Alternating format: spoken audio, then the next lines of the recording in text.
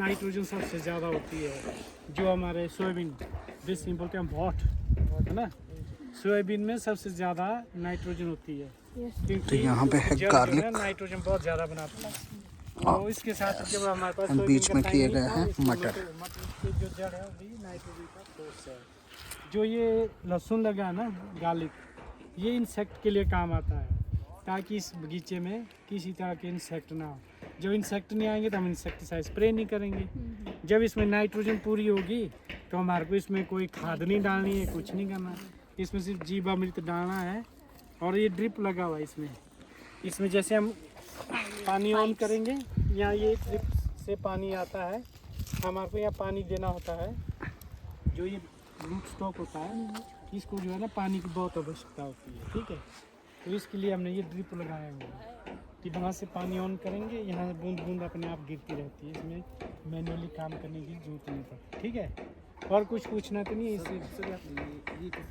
कौन ये जो पोल है? अच्छा हाँ, इनके बारे में, इसको जो है ना, जो ये पेड़ है ना, इसके रूट्स हैं जो, ठीक है, ये नहीं भागते हैं। जैसे हमारे सीडलिंग पॉइंट है ना, ऊपर पौधे देख रहे हैं आप, इनके रूट्स जो है ना बहुत दूर दूर तक जाते हैं, तो इनमें जब क्रॉप आती है तो ये गिरेंगे नहीं। लेकिन इनके जो रूट्स है ना, ये जो बेड बना है, देख रहे हैं ना, बेड बना हुआ है, इससे बाहर नहीं इसकी रूट होती है। इसमें जो क्रॉप आएगी, जैसे अगर इसमें हमने एक क्रेट सेब लेना है, इसको ये 12 फुट तक जाएगा मैक्सिमम, ठीक है। जब ये 12 फुट का होगा तो ये 2 क्रेट सेब देगा।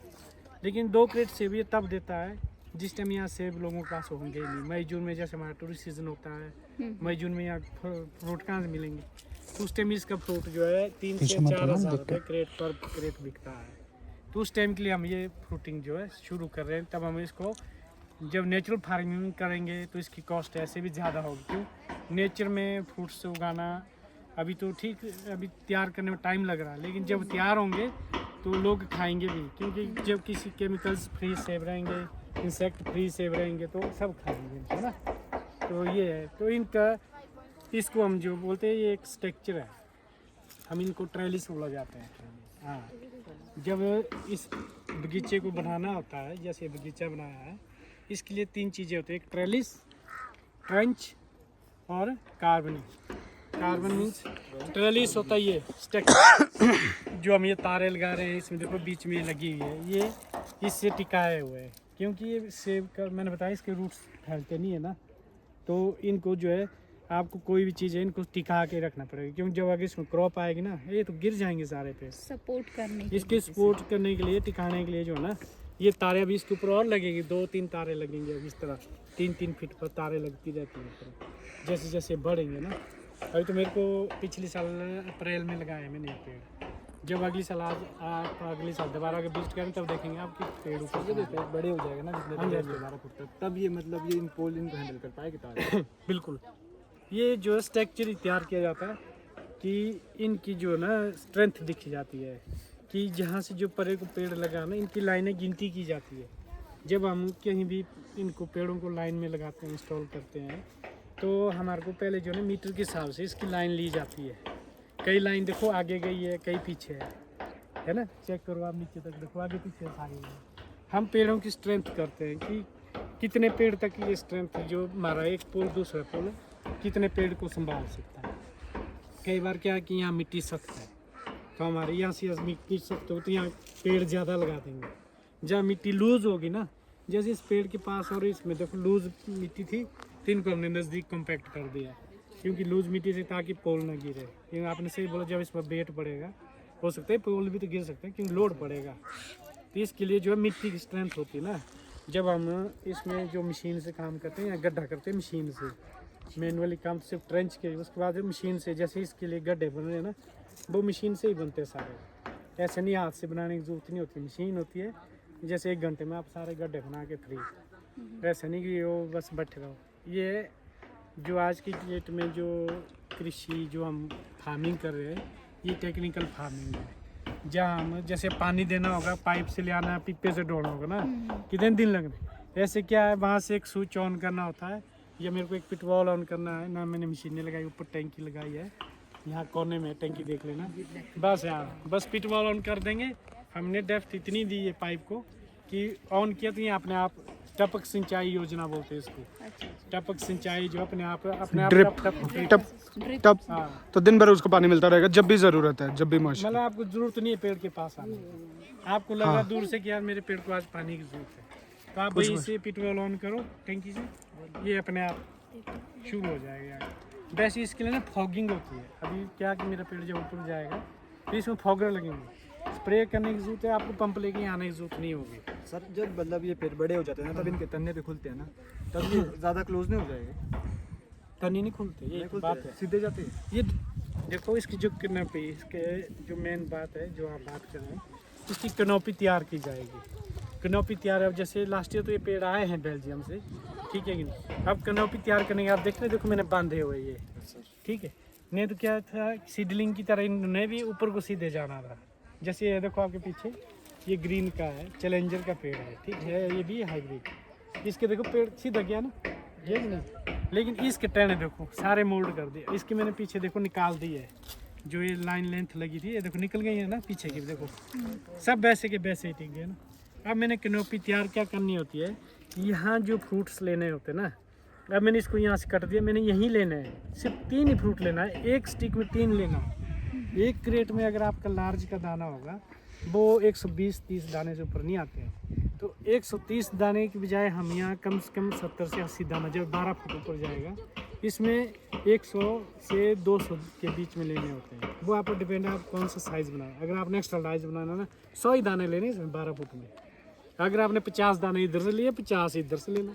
और इसमें जो ये हमारी जो लाइन लेंथ लग रही है, इसमें अगर आपकी 300 लाइन लेंथ होगी, आपने लेना सिर्फ कितना 100 इधर से 50 ही दाने, 100 दाने के लिए तो आप सोच सकते हैं कि अगर एक में 3 लिए तो यहाँ तक ही कर सकते हैं हम। लेकिन फिर इसकी होती है जब फ्लावरिंग होती है ना, तब जब फ्रूट बनता है फिर हम इनकी करते हैं ट्रिपिंग, कि यहाँ 4 से वे सिर्फ 2 ही रखते हैं। सर प्रूनिंग गाय को करते हैं? प्रूनिंग हमारे को जो अपने पेड़ों की जो ना कैनोपी, पेड़ को साइज़ देना होता है, ठीक है। साइज़ इसलिए दिया जाता है 2 चीज़ के लिए। एक तो हमारे को अपने पेड़ की शेप देनी है, दूसरा उस पेड़ से हमने सेब लेने हैं। अब प्रूनिंग से हम ये डिसाइड करते हैं कि इस पेड़ से हमने कितने सेब लेने हैं, कितना इसको साइज़ देना है। ज़रूर नहीं होता साइज़ की मैं अभी इसको सीधा ले रहा हूँ, कैनोपी में ले रहा हूँ। जैसे सीडलिंग में आप देख रहे हैं प्लांट में ये बड़े हैं, इनको हमने गोल आकार में लिया, तो इसके पीछे ये चैलेंजर है, तो इसको हम सीधा ले रहे हैं स्टिक में। तो कैनोपी अलग अलग होती है, वो प्रूनिंग से ही कैनोपी तैयार की, मतलब शेप, प्रूनिंग से आप शेप और फसल दोनों को मतलब वेरीफाई कर सकते हैं कि मेरे को कितने सेब लेने हैं और किस तरह से मेरे को अपना पेड़ बनाना है, इसलिए प्रूनिंग की जाती है। सर इस पेड़ की कलमें भी होती है? कलमें होती है एक्चुअली। ये पेड़ जो है अभी मैंने सीडलिंग में, ये सामने थोड़ा सा आगे चलो मैं दिखाता हूँ अभी आपको। लास्ट में मैंने कलमें की है,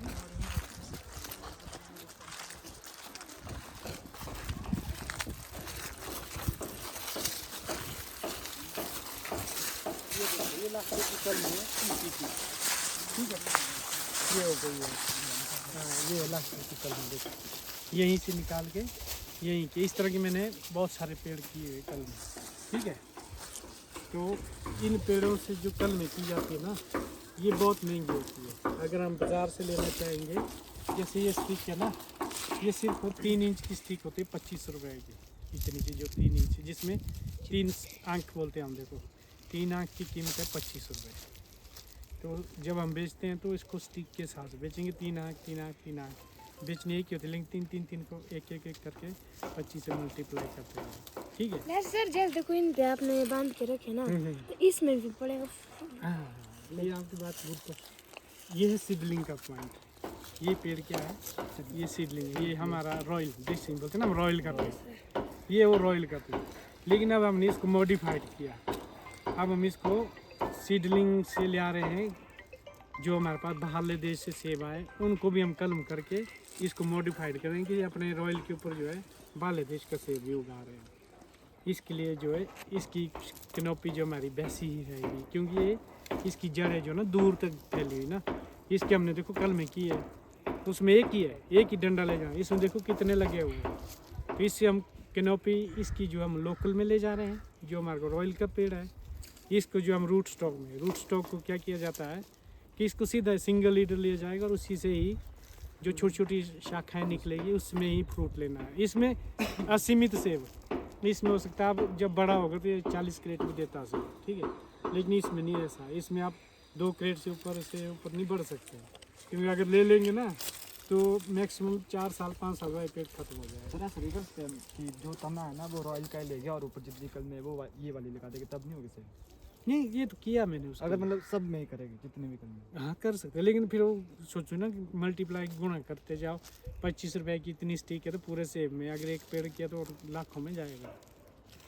अगर एक पेड़ में अगर आपने 2 मिनट लिए 200-300 कल में कर दी, पूरे बगीचे में करनी हो तो कहाँ बात होगी। इसलिए तो ये किया जा रहा है कि यहाँ से कल में निकाली 10 पेड़ को, अब 10 पेड़ की साल ये दोबारा कल में निकाली अगले 10 वही पेड़। बड़ा मल्टीप्लाई 10 साल यहाँ से ले सकते हैं। लेकिन- हो जाएगा ना। लेकिन इसमें ये भी प्रॉब्लम है, इस पेड़ से अब जो हम अगले पेड़ को ले जाएंगे ना कल में, जो फ्रूट इसमें आएगा वो क्वालिटी यहाँ नहीं आएगी, वो रंग नहीं आ रहेगी। यहाँ से हम आगे ले जाएंगे वो और डिग्रेड हो वो जाएगा। और डिग्रेड, ग्रेड हो जाता हाँ ये है इसमें।